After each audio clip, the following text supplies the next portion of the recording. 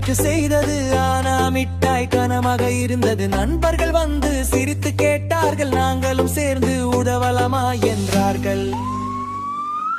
தள்ளு தள்ளு தூக்கு தூக்கு சேர்ந்து செய்தால் சுலபமாகும். ஒற்றுமை தான் நம்ம பலம், கைகோர்த்து செய்வோம் எல்லாம் தூய்.